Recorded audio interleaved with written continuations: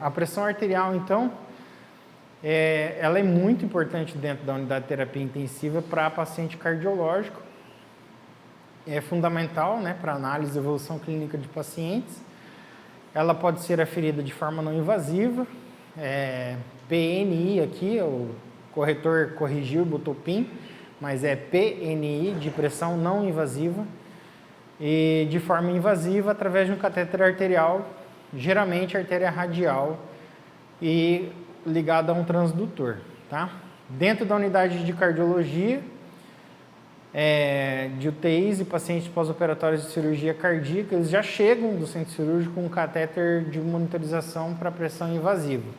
O que eu quero dizer? Um paciente cardiológico que passou por procedimento de cirurgia cardíaca, automaticamente já vem monitorizado.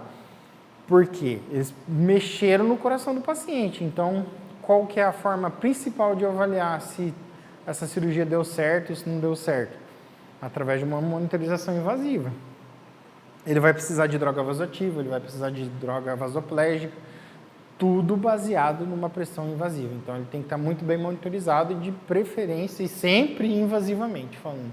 Paciente pós-operatório de cirurgia cardíaca, tá? E dentro do principal cuidado, a obtenção de um valor fidedigno e concreto é o mais importante na assistência ao paciente em cardiologia. Por exemplo, aqui eu vou dar um exemplo bem básico assim para vocês tentarem entender. Um paciente, digamos que fez uma cirurgia cardíaca, né, passou por um procedimento. Se ele não tem, que isso não acontece, né, mas supostamente falando, ele chega para você, chega lá para mim.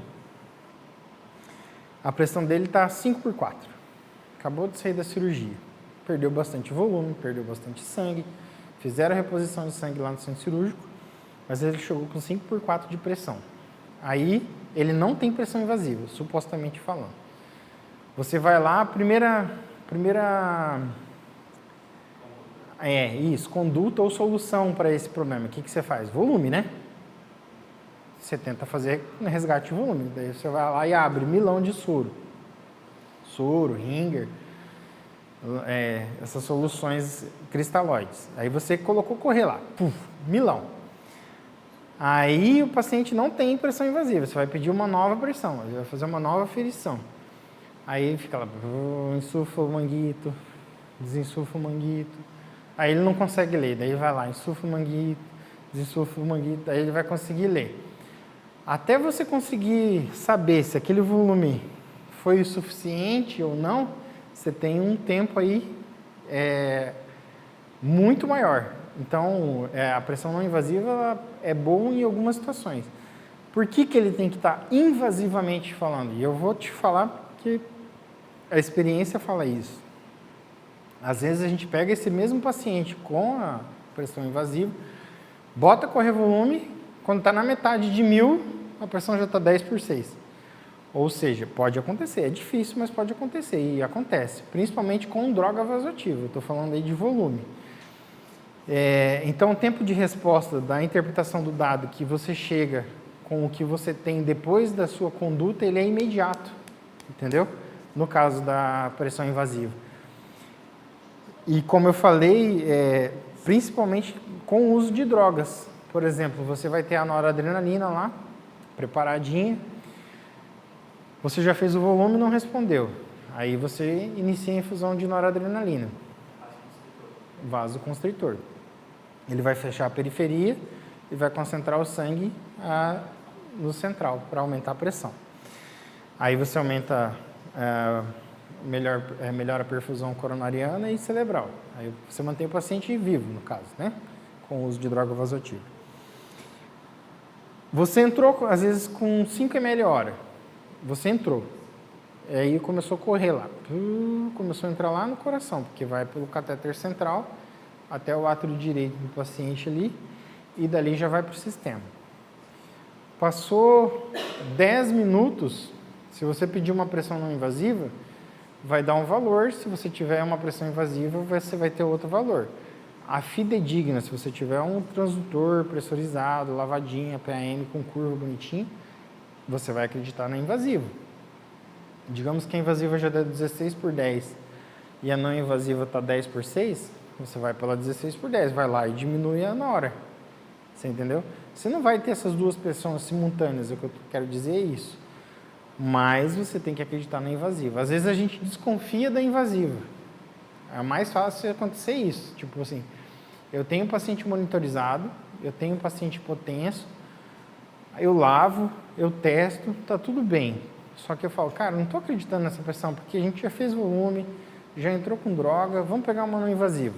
Aí você coloca o manguito da não invasiva. E você pede, geralmente, quase 99% das vezes bate a não invasiva com a invasiva. Mas aí já é critério de esclarecimento. Você tem uma dúvida, você tem um paciente na mão, você só quer saber se realmente aquela PAM está boa, a invasiva está boa. Aí você pede uma não invasiva. A gente só vê a não invasiva nesses casos, ou quando a gente não tem a invasiva. Entendeu? E aí você entrou com 5 ml, às vezes 5 ml, 4 ampolas, é uma dose muito baixa. Mas você já fez, já saiu de um 5/4 para um 16/10. Você vai lá e diminui 1 ml, diminui 2 ml. E em alguns minutos, eu falo assim, tipo 5, 10 minutos, você já tem uma nova pressão relacionada com a intervenção que você tomou. Porque você tem uma pressão invasiva. Consegue entender? Se eu não tivesse essa obtenção de dado de pressão invasiva, eu não conseguiria ter essa intervenção. Então, por isso que o paciente fica invasivamente monitorizado, para que todas as condutas que a gente faça ou que a gente toma em relação ao paciente, eu consiga ser resolutivo e o mais seguro possível. E o mais breve possível também, vamos dizer assim, conseguir deixar ele mais redondinho, né? Conseguir adequar a pressão. Beleza? Então, por isso que a PM é importante. No caso de qualquer paciente, mas especificamente pacientes que fazem grandes cirurgias, né? Paciente neurológico também é importante. A gente tem, além do... Você lembra dos... Não sei se vocês lembram dos choques. Neurogênico, hipovolêmico, cardiogênico. E tem o choque séptico também. Então, todos esses tipos... Quando você fala em choque, é bom você ter um paciente com monitorização invasiva, porque é o paciente que mais vai precisar de intervenção e além de você ter uma intervenção mais rápida, você tem uma resposta mais rápida através da monitorização invasiva. Então, quando você ouvir o professor começar a falar sobre choque, você lembra de pressão invasiva, tá? Aqui eu trouxe uns valores do que é adequado de pressão sistólica e de pressão diastólica dentro de um paciente adulto aí, né?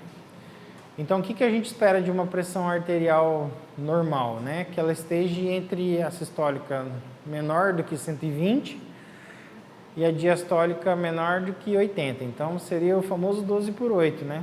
O ideal para todo mundo é uma pressão abaixo disso.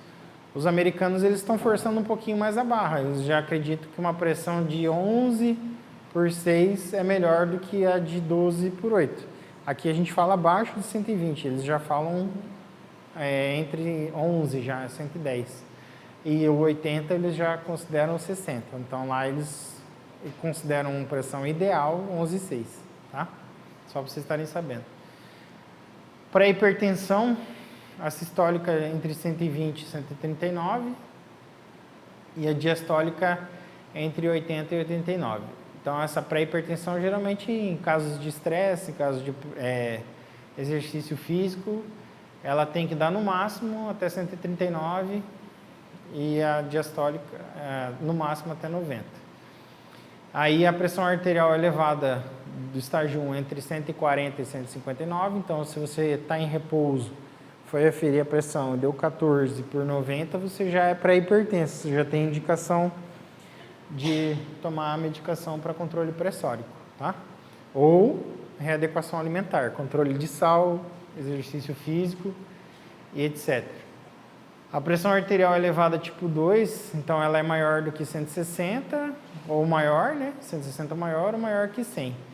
E crise hipertensiva, que já é uma emergência médica, é uma pressão arterial maior do que 180 e uma pressão diastólica maior do que 110.